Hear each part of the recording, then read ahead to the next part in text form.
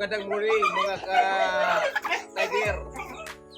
Yan tayo, Sunday morning. Magpakain muna tayo ng mga manok, yung mga nakalabas doon sa kulong. Yan. Konti lang ito yung ipakasira doon sa, sa kulungan nila. Ito ba yung ihawak ako? Iba-iba ng iba-ibang itong tandang breed ng manok.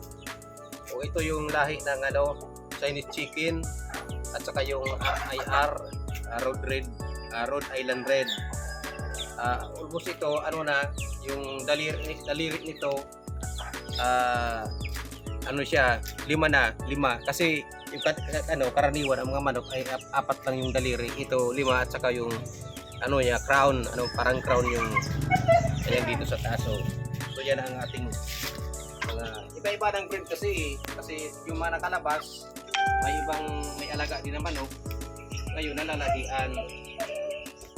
At saka ito meron tayo, ito talaga parang pure na Rhode Island Red. Ang laki, nasa 5 kilos na ito. Yan. Iba-iba ng lahi pero siguro napapansin din nyo, ang ating mga manok ay mayroong mga nakatali yan na red ribbon po. Baka naman yan, lahat yan nagsimula yan sa mga sisiw. Lahat ng manok ko mayroong mga nakatali na yan, may sisiw. Ito yan, yan may nakalagay na kahit sisiw, may nakalagay na yan na red ribbon.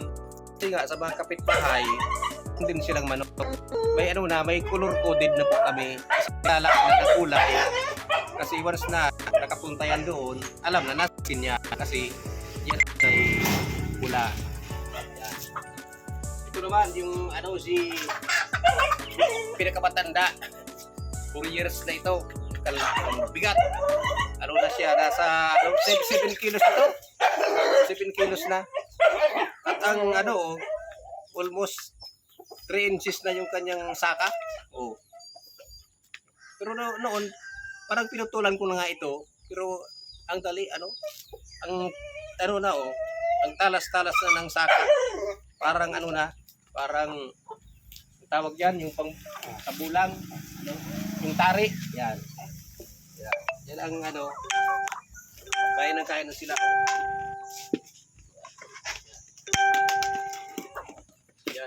Dami na. Meron pa nga tayo doon sa meron pa tayo doon sa kulong. Ito yung nagkataon lang ng mga naka video doon. Yan. Nakaka-relax yung pagpapakain ng manok. Yan. Meron din yan na tali color coding. Yan.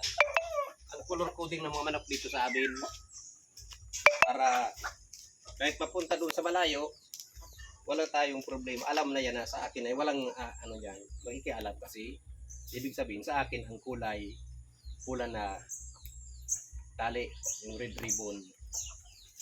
So for the meantime yan na muna. Magandang morning mga ka-tiger.